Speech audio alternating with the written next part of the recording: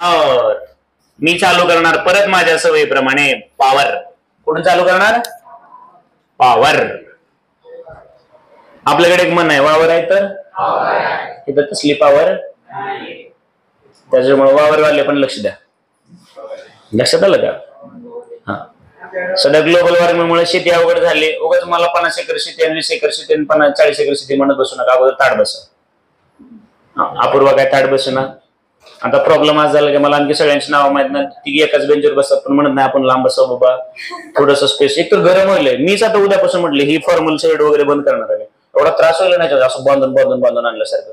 पण ते म्हणतात ना मास्तरने नीट राहायला पाहिजे, तसं मला पहिल्यापासून मागच्या 2 वर्षातच हे लई विचित्र. म्हणलं वय वाढले आपलं उगाच कशाला, पण एवढा त्रास होईल. आणि हे फिट बांधून आणल्यासारखंच आहे ना सगळं. तुम्ही आपल्या निवांत बसताय, टी शर्ट शर्टच्या अशा काही 4 लोक कोणत्या आमचं सुनील सारखं. सुनील आमचा म्हणतो आपण तर सुनील शेट्टी. तो काय डायलॉग आहे की हा वही तो तुम मुझे भूल जाओ. मग हेच हाच डायलॉग तुम्ही फिजिक्सच्या महत्वाच्या कॉन्सेप्टला का वापरत नाहीत? तुम मुझे भूल जाओ हे हो नाही शकता. बरोबर आहे की नाही? असंच काही ना काय मला तेवढे येत नाही ना रे. माझे तर तेवढे डायलॉग चांगले असते तर फॅन्ड्रीच्या ठिकाणी मीच गेलो असतो ना, जब्याच्या ठिकाणी म्हणे असता. बरोबर आहे की नाही?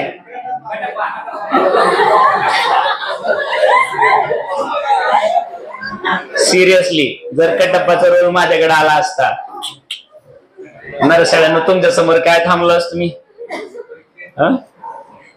बरोबर आहे की नाही? त्यामुळं बसताय नीट. आता ब्रह्मा मला असं वाटतं तुझी एकदा नीट मालिश मला करतो. ताट म्हणजे ताट म्हणलं मी. तर आज आपल्याला या ठिकाणी पुढच्या 10 मिनिटांमध्ये बघायची पॉवर. पण पॉवर बघत असताना तुम्हाला जी जनरली 8वीला किंवा 9वीला कळाली तिथूनच सुरुवात करायची. पॉवर शिकवत असताना तुम्हाला बेसिक एक गोष्ट शिक्षकाने सांगितली की पॉवर मीन्स व्हॉट. तर त्यांनी सांगितलेलं असतं तुम्हाला रेट ऑफ वर्क. पॉवर म्हणजे काय असतं? मग आता एखादा शहाणा आहे तो म्हणतो सर वर्कच्या ठिकाणी मी एनर्जी ठेवून बोललं तर चालतं का? म्हणलं no problem, rate of energy असंही चालेल. म्हटलं एनर्जी कंझ्युम करण्याचा रेट म्हणजे सुद्धा पॉवरच असतो. म्हणून घरामध्ये प्रत्येक डिव्हाइस जे काही येतं, जे काही तुमच्या घरामध्ये, प्रत्येकाचं अगोदर पॉवर रेटिंगच दिलेलं असतं. फॅन आणायचा, कूलर आणायचा, फ्रीज आणायचं, हे आणायचं, ते आणायचं. प्रत्येक वेळी तुम्हाला काय सांगतात? त्याचं वॅटेज सांगतात. वॅटेज म्हणजेच काय? पॉवर ना. काय सांगतात? पॉवर. शेतात मोटर आणायची, लगेच म्हणतात किती HP ची आहे, म्हणजे HP हॉर्स पॉवर, पॉवरच ना. म्हणजे जे काही बोललं जातं, बल्ब ट्यूब आणायला गेलो, ट्यूब वाला लगेच विचारतो, म्हणतो 12 वॅटची देऊ, 14 वॅटची देऊ, 40 वॅटची देऊ, बल्ब घ्यायचा, ट्यूब घ्यायचे. आता ही ट्यूब आपली जी आहे ना, कुठे गेली ती मागची ट्यूब, ती 40 वॅटची. 40 वॅट याचा अर्थ प्रत्येक एका सेकंदाला त्याला खायला किती लागतं? 40 जूल लागतं. किती लागतं?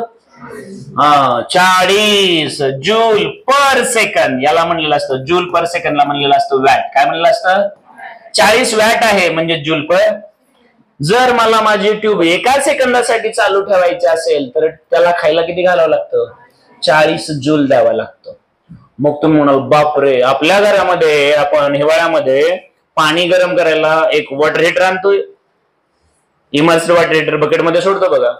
मग तुम्हाला माहित आहे कोणाच्या तर घरामध्ये 1500 किंवा 2000 वॅटचा असतो ना तो 1 सेकंद चालू ठेवायचा म्हटलं तर त्याला एनर्जी किती लागते? 2000 जूल लागते.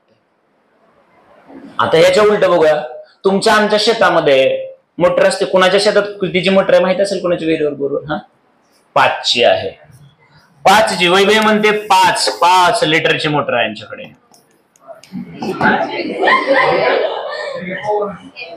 हा 5 HP ना रे.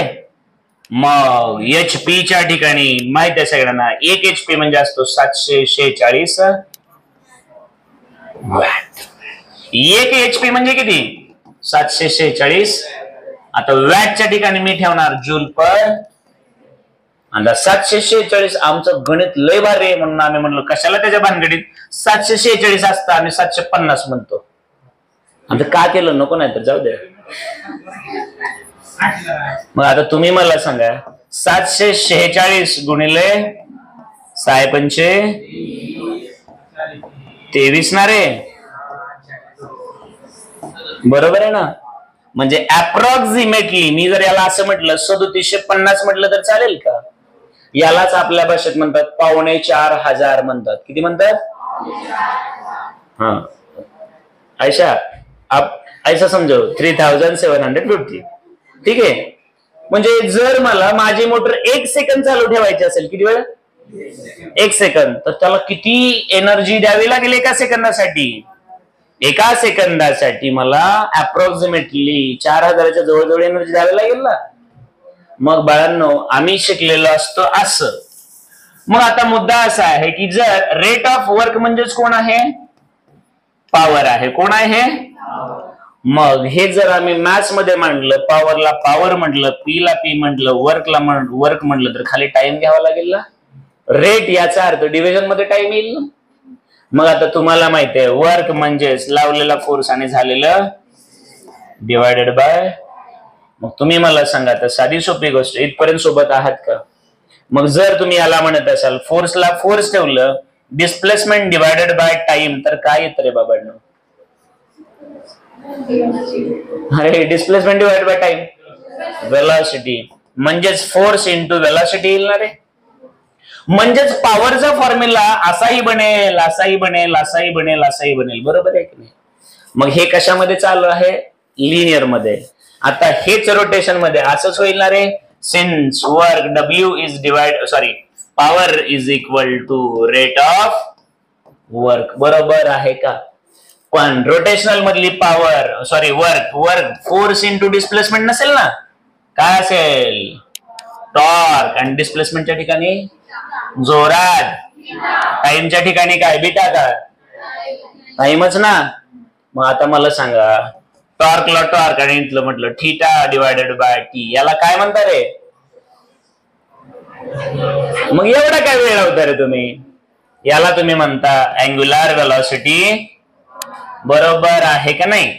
मग तुम्हीच मला सांगा, हे एवढं घ्यायची गरज नव्हती. पॉवर याच्यामध्ये काय असते? तर तुमच्या लगेच लक्षात आलं वर्क डिवायडेड बाय टाइम आहे. पण वर्क काय असतो? लावलेला फोर्स आणि झालेला. म्हणजे तुमच्या लगेच लक्षात आलं असेल फोर्सला फोर्स आणि इकडं डिस्प्लेसमेंट बाय टाइम म्हणजेच काय असते? मग जर लिनियर मध्ये पॉवर अशी असेल, तर रोटेशन मध्ये ही लिनियर पॉवर आहे, रोटेशनल मध्ये हीच पॉवर कशी असेल? तर फोर्सला कोण शिफ्ट करणार? आणि लिनियर वेलॉसिटीला कसली वेलॉसिटी असेल? समजलं आहे का रे बाळांनो? तुम्हीच मला सांगा, तुमच्यातली काही लेकरं म्हणतात आम्हाला ते कळले 8वी 9वी 10वीच, मग 11वी 12वीच कसं नाही कळणार? तुमच्या लक्षात आलं का? जर तुम्हाला हे कळलेलं तर हे कळणारच ना रे.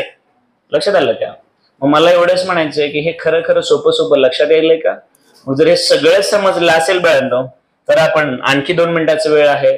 वेळ तर चांगल्या कामाला वापरायचा आहे. तर आता साधी सोपी गोष्ट नीट समजून घ्यायची. मी इकडे लिनियर क्वांटिटी सांगत जाईल, तुम्ही तिकडे मला कुठल्या क्वांटिटी सांगायच्या? रोटेशनलच्या सांगायच्या. चालेल का? चालेल ना सगळं? चला मला सांगा, लिनियर मोशन मध्ये डिस्प्लेसमेंट एस किंवा डी ने दाखवलं तर याचं युनिट जे असतं हे मीटर असतं ना रे. मग रोटेशनल मध्ये समजा मी थीटा दाखवला किंवा फाय दाखवला किंवा आणखी डेल्टा बिल्टा काय दाखवला, तर त्याचं युनिट काय असेल? व्हेरी गुड, त्याचं युनिट असेल. पण प्रॅक्टिकल युनिट काय वापरणार तुम्ही? हा व्हेरी गुड, तुम्ही वापरणार मग 2 पाय रेडियन म्हणजे 360. हे माहित आहे ना आम्हाला. म्हणजेच पाय रेडियन म्हणजेच किती असणार आहे? 100. आणि पाय म्हटलं फक्त पाय तर 22/. हे माहित आहे ना मला सगळं. पुढे आलो आम्ही. पुढे आल्यानंतर आमच्या लक्षात आलं की जर आम्ही इथं वेलॉसिटी v दाखवत असो तर इकडे वेलॉसिटी कशाने दाखवतो? जर इथं ऍक्सेलरेशन आमचं a ने असेल तर इकडे ऍक्सेलरेशन आमचं अल्फाने असतं. जर आम्ही इकडे त्या ऑब्जेक्टचं मास घेत असो मास, तर इकडे आम्ही काय घेतो? मोमेंट ऑफ इनर्शिया घेतो. बरोबर आहे का? जर आम्ही या ठिकाणी ऑब्जेक्टवर लावलेला फोर्स घेत असेल तर फोर्सला इकडे कोण शिफ्ट करतं? मी एकाच्या समोर एक लिहित बसण्याच्या भानगडीत पडलेलो नाही, तुम्हाला येतं ते. मग मला सांगा, इकडे work W is equal to force into displacement असेल तर इथे work W is equal to फोर्सच्या ठिकाणी आणि डीच्या ठिकाणी थिटा असेल. काही लोक म्हणतील तिथं यस दिलं होतं, यस द्या, काही बिघडत. समजायला काय हे सगळं. मग मला सांगा, जर तुम्हाला हे येतं 11वीच तर हे पण 12वीच जमलंच पाहिजे. समजतंय का?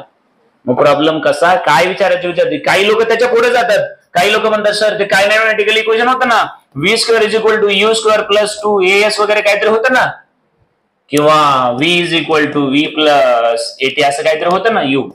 बरोबर आहे की नाही? मग मला हे म्हणायचं, ज्याला हे प्रत्येकाला हे माहित आहे, मग याच्याशी अॅनालॉगस सिमिलर कळलं पाहिजे ना. खरंच जमतंय का हे? आणि जर तुम्हाला हे समजत असेल तर तुम्ही अभ्यास करायला लागलात, नाही तर रटायला लागलात, पाठ करायला लागलात. हे सिद्ध होतंय बरे का. मग जर तुम्हाला लिनियर मोशन कळतं तर रोटेशनल समजलंच पाहिजे. लिनियर मधली प्रत्येक क्वांटिटी कळते तर रोटेशनल मधली कळलीच. समजते का?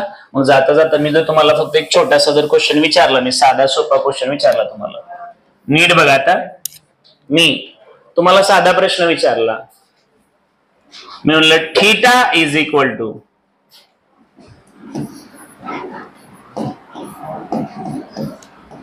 बघा मी काय म्हटलं,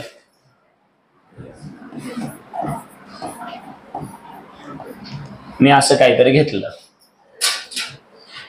तर हे तुमच्या समोर लिहिलेलं बरोबर आहे का चुकीचं आहे, कोण मला सांगे.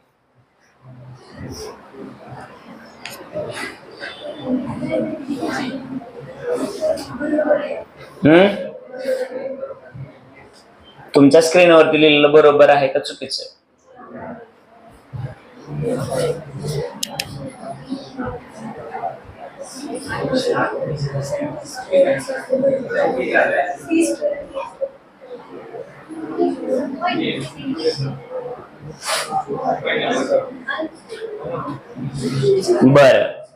बर मला सांगा, linear displacement S is equal to UT plus half AT काय असतं? मी तर काय दिलं होतं? मग तुम्हाला हे इक्वेशन आठवलं का? तुमचं आठवलं असेल, रटलं असेल, 12 मध्ये काहीतरी केलं असेल, पण हे आठवतं. ह्याचं युनिट काय? मीटर ना. हे U metre per into time second ना रे, प्लस हाफला हाफ लिहिलं, ए म्हणजे ऍक्सिलरेशन, मीटर पर इंटू हे टीचा second square, cancel cancel cancel cancel, metre metre metre metre plus metre. बरोबर आहे ना हे? मग याचा अर्थ हे बरोबर आहे. हे बरोबर आहे का? मग तरी तुमच्यातले काही लेकरं कसं काय म्हटले की सर आहे बरोबर? हा ठीक आहे, काय म्हणले ना चुकीचं आहे, पण काही बरोबर पण म्हणले ना, त्यांना मला बोलायचं, ज्यांचं चुकलं त्यांच्याशी बोलतो मी.